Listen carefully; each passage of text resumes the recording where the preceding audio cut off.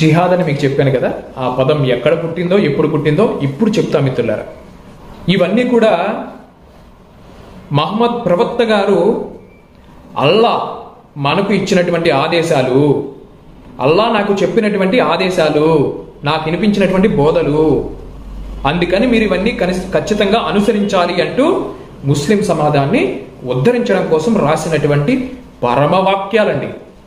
పరమవాక్యాలు ఎంత దయా హృదయంతో రాసుకున్నటువంటి వాక్యాలో. నిరంతరం ఈ వాక్యాలతో వాళ్ళ ప్రజలని రెచ్చగొట్టి, యుద్ధకాంక్షతో రెచ్చగొట్టి, వాళ్ళని అవిశ్వాసుల పట్ల, అమాయకుల పట్ల, వాళ్ళని నమ్మల వాళ్ళ పట్ల యుద్ధం చెయ్యండి అని ముసుగులిపోయేటువంటి ఈ యుద్ధం, ఈ పోరాటం పేరు వీళ్ళు పవిత్ర యుద్ధం అని పెట్టుకున్నారండి. దాని పేరే జిహాద్. ఎవరైతే మన యొక్క దేశ జవాన్లు ఉంటారో, ఆర్మీ వారు ఉంటారో, మన ఇండియా పాకిస్తాన్ జమ్మూ కాశ్మీర్ దగ్గర ఇండియా పాకిస్తాన్ యొక్క బార్డర్ ఉంటుందో అక్కడ ఉండేటటువంటి అధికారులు, ఆర్మీ పర్సన్స్ ఎవరైతే ఉంటారో వారికి కొన్ని పవర్స్ ఉంటాయి. ఏంటంటే ఎవరైతే సరిహద్దు దాటి వస్తున్నారో వారిని మీరు షూట్ చేయండి అని ఉంటుంది. అక్కడ ఉన్నటువంటి ఒక కల్నల్, ఒక ఆఫీసర్ ఏదో ఇక్కడ కొన్ని పనుల మీద వచ్చేసి ఇక్కడ కూడా నేను షూట్ అండ్ సెట్ ఆర్డర్ అంటే అది పనికిరావు. కాబట్టి అది అక్కడే పనిచేస్తుంది. ఎందుకంటే అక్కడ ఒక సున్నితమైనటువంటి సెన్సిటివ్ వాతావరణం ఉంటుంది కాబట్టి. అలాగే ఇక్కడ సూర్య తౌబా అనేది యుద్ధానికి సంబంధించినటువంటి ఆయతులే అక్కడ ఉంటాయి.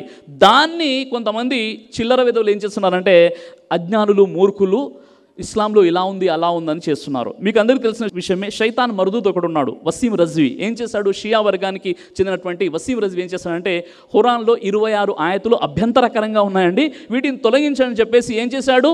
ఎక్కడ పిల్లేశాడు? సుప్రీంకోర్టులో. చివరికి చివాట్లు పెడుతూ మీరు కాదు మీ బాపు వచ్చేసిన ఈ వాక్యాలను తొలగించడం సాధ్యం కాదని చెప్పేసి అతనికి ఒక 50,000 రూపాయల ఫైన్ వేసేసి దూల తీరేలా చేయడం జరిగింది సుప్రీంకోర్టు. సూర్య తౌబా నంబర్ 9 ఆయత నంబర్ 14లో మరియు మీరు వారితో యుద్ధం చేయండి, మీ చేతుల ద్వారా అల్లా వారిని శిక్షిస్తాడు. దీని అర్థం ఏంటంటే సోదరులారా, సోదరిమణులారా, సూర్య తౌబా నంబర్ 9 ఆయత నంబర్ 13 ఒక ఆయత ముందు దీని యొక్క ఆన్సర్ ఉంటుంది. ఆ విషయం ఏంటంటే ఎవరైతే తమ ప్రమాణాలను భంగం చేశారో, ప్రవక్తను తన దేశం నుండి బహిష్కరించే కుట్రలు పన్నారో అలాంటి వారితో మీరు ఎందుకు యుద్ధం చేయరు? చూడబోతే తొలిసారిగా కయ్యానికి కాలు దువ్వి మీపై యుద్ధం ప్రకటించింది కూడా వారే కదా, అలాంటి వారితో యుద్ధం చేయండి అని ఆయతులు అవతరించాయి. దీని యొక్క పసేమంజర్, దీని యొక్క పూర్వపరాలు ఏంటంటే ఇక్కడ 2 విషయాలు ఉన్నాయి. ఒకటి తమ ప్రమాణాలను భంగం చేయడం, రెండోది ప్రవక్తకు వ్యతిరేకంగా కుట్రలు పన్నడం. ఈ 2 విషయాల అవగాహన మనకు ఉండాలి. ఒక విషయం ఏంటంటే ప్రవక్త ముహమ్మద్ సల్లల్లాహు అలైహి వసల్లం వారు బను హుజా తెగతో శాంతిపూర్వకమైనటువంటి ఒప్పందం చేసుకున్నారు. బనీ బకర్ అనేటటువంటి తెగ బను హుజా తెగపై దండెత్తినప్పుడు, పోరాటం చేస్తున్నప్పుడు ఖురైషులు ఏం చేశారంటే నీతి మాలినటువంటి ఖురైషులు బనీ బకర్ తెగకు సహాయం చేశారు. ఇది ఒప్పందానికి విరుద్ధం. ఎందుకంటే ప్రవక్త వారు ఒక శాంతిపూర్వకమైన ఒప్పందం చేసేశారు. ఈ ఒప్పందాన్ని ప్రమాణ భంగం చేశారు. ఒక విషయం. రెండో విషయం, సులే హుదేబియా ఒప్పందం చేసి దాన్ని కూడా భంగపరిచారు. మూడో విషయం ఏంటో తెలుసా? దారున్ నద్వా మక్కాలో. దారున్ నద్వా అంటే మక్కాలో అవిశ్వాసుల పార్లమెంట్.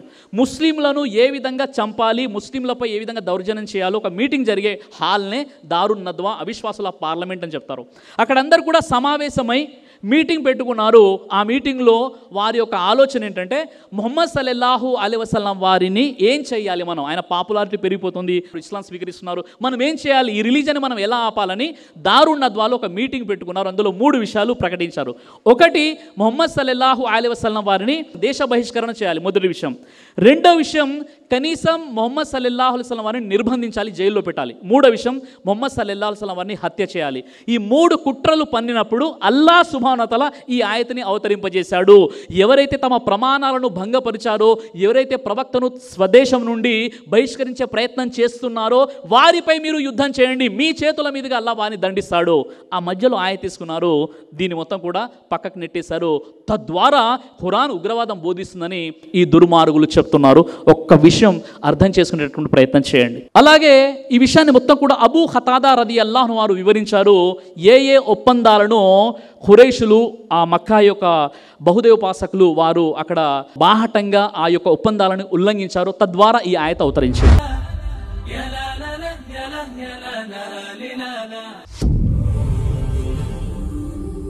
బ్రదర్ సిరాజ్ అని యూట్యూబ్ ఛానల్ని మీరు సబ్స్క్రైబ్ చేసినట్లయితే ఇన్షాల్లా దేవచిత్తం అయితే మీకు వీడియోస్ వస్తుంటాయి. అదేవిధంగా బ్రదర్ సిరాజ్ అనేటటువంటి ఫేస్బుక్ని కూడా లైక్ చేయడం వల్ల మీకు వీడియోస్ వస్తుంటాయి.